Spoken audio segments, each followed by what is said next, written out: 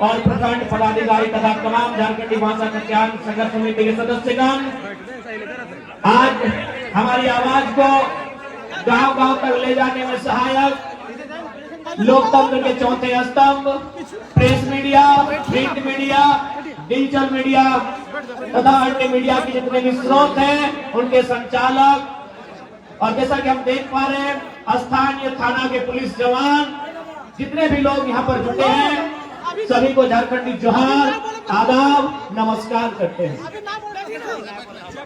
झारखंड की गलियों से एक आवाज आया है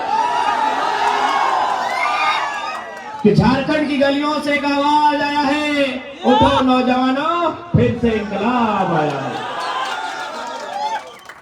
आज 23 साल का ये झारखंड आज जो शख्स आपके सामने खड़ा है, जिसमें यानी संविधान और राजनीति का संबंध होता है, इसलिए जो लोग आई हेट पॉलिटिक्स करते हैं वे लोग आई हेट कंट्री भी कहते हैं। इस बात को याद रखेगा, क्योंकि संविधान और राजनीति एक दूसरे के सहयोगी होते हैं। आज युवाओं को आवश्यकता है राजनीति को समझने की, आज युवाओं को आवश्यकता है राजनीति को जानने की। आज युवाओं ने राजनीति को समझा नहीं, इसलिए आज शिक्षा में 18% का जीएसटी लिया जाता है। न पढ़ेगा इंडिया, न आगे बढ़ेगा इंडिया, क्योंकि पढ़ने वाले युवाओं ने कहा आई हेट पॉलिटिक्स। उसका हमारे राजनेताओं ने भरपूर फायदा उठाया कि इनको राजनीति से दूर रखिए, राजनीति से नफरत करने में व्यस्त रहे, और आज 18% का जीएसटी लगा दिया है। आज युवाओं को राज्य की बागडोर को, देश की बागडोर को संभालने की आवश्यकता है।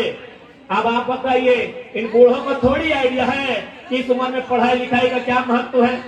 और जो लोग बूढ़े हो चुके हैं, यानी हमारे एमपी एमएलए, उनके बेटों को पढ़ाई लिखाई करने की जरूरत भी नहीं है किसी कंपनी फैक्ट्री के मालिक बनने। यानी आज जिसको एजुकेशन की जरूरत है वे लोग राजनीति से संबंध नहीं रखना चाहते हैं, राजनीति पे चर्चा नहीं करना चाहते हैं। इसलिए आज भारत देश में शिक्षा का जीएसटी 18% लिया जाता है और उनका पेंशन 50,000 पार किया जाता है एमपी एमएलए का। इसलिए आज युवाओं को बागडोर संभालनी होगी। जिस दिन युवा बागडोर संभालेंगे, आज देखिए सहारा परिवार दर बदर की ठोकरें खा रहा है। आज हमको लगता है हर एक गांव में तीसरा चौथा आदमी सहारा से पीड़ित है, लेकिन आज देखिए राजनीति नहीं समझने के कारण, राजनीति के मुद्दों को नहीं समझने के कारण आज कई हजार सहारा परिवार के लोगों ने, निवेशकों ने आत्महत्या कर लिया है, लेकिन कोई बोलने वाला नहीं, क्योंकि आप कहते हैं आई हेट पॉलिटिक्स। आज सहारा लाचार बन के बैठा है, सहारा में के निवेशक लोग। आज वे लोग धरना प्रदर्शन करते हैं, आज हड़तालों में बैठते हैं। आज सहारा के साथ हमारे पारा शिक्षक भी लाचार बनकर बैठे हैं। यूपीए की सरकार आई, एनडीए की सरकार आई, लेकिन समस्या जस की तस बनी बैठी है। आज पारा शिक्षकों की समस्या का समाधान अगर ये सरकार चाहे, माननीय श्री चंपई सोरेन जी चाहे, चुटकी में हो सकता है। अरे जितना आप अपने फोटो को फिल्टर करके गिरिडीह की सड़कों में खर्च में लगाए हैं, पारा में समस्या का समाधान हो जाए। आज आप गिरिडीह के चौक चौराहे में चले जाइए, सुंदर सुंदर तस्वीरें दिखेंगी। मुख्यमंत्री भी बुढ़ारी में फिल्टर वाली तस्वीरें दिखेंगी। आज आप उन आंकड़ों का सिर्फ हिसाब लगाइए कि यदि एक क्षेत्र में, एक प्रखंड के कार्यक्रम में अगर बैनर पोस्टर खर्चा प्रचार में इतना खर्चा होता होगा, तो सोच के देखिए इस पूरे झारखंड राज्य में अगर मुख्यमंत्री का कोई कार्यक्रम होता है तो सोचिए कितना खर्चा होता है। आप कहते हैं कि पारा का समस्या का समाधान नहीं है, आप कहते हैं पोषण सखी की समस्या का समाधान नहीं है, आप कहते हैं कि स्वयं सेवकों की समस्या का समाधान नहीं है, आप कहते हैं होमगार्ड की समस्या का समाधान नहीं है। अरे भाई, हर समस्या का समाधान इसी झारखंड की तिजोरी में है, उसे जनता के लिए खाली करने का आपका चेष्टा होना चाहिए। आज बड़ा दुर्भाग्य का बात है कि आज इस ग्राउंड में जब हम लोग का सभा होने वाला था, सुनने में आया यहाँ के लाडले, यहाँ के दुलारे सोनू मोनू, आदरणीय बड़े भाई श्री स्वरूप सोनू जी, आपसे हमारी वैचारिक लड़ाई है। याद रखिएगा, आपसे हमारी व्यक्तिगत लड़ाई नहीं है। ये बहुत ही संकीर्ण मानसिकता के लोग हैं आप, कि आज 1 महीना पहले हम लोग परमिशन के लिए अनुमति मांग रहे हैं। मैं जिला प्रशासन तक ये संदेश देना चाहूंगा, क्योंकि आप लोग IAS IPS लोग हैं, आप संविधान की शपथ लेते हैं। भैया ये कौन सा संविधान, ये कौन सा लोकतंत्र कि आज बताइए इसी झंडा मैदान में मुख्यमंत्री का प्रोग्राम होता है, लेकिन आज हम लोग 6 महीना से झंडा मैदान परमिशन मांग रहे हैं, आप दे नहीं रहे। बताइए कौन सा लोकतांत्रिक व्यवस्था है, बताइए कौन सा व्यवस्था है।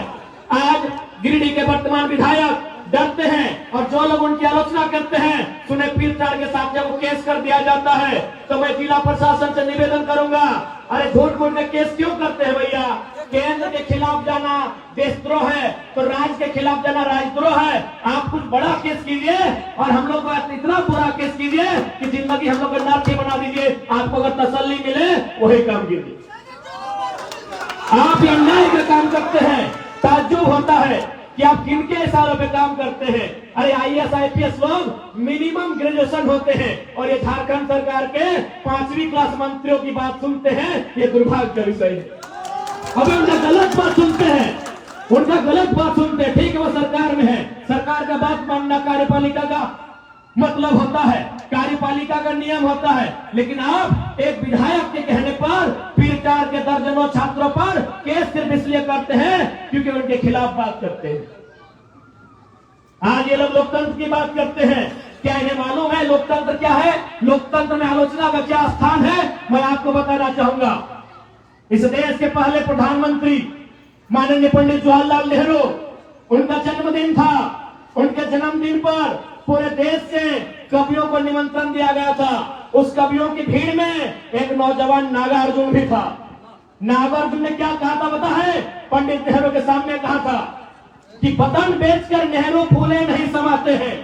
नागार्जुन ने कहा था कि वतन बेचकर पंडित नेहरू फूले नहीं समाते हैं, फिर भी गांधी की समाधि पर शीश नवाने जाते हैं, शीश नवाने जाते हैं।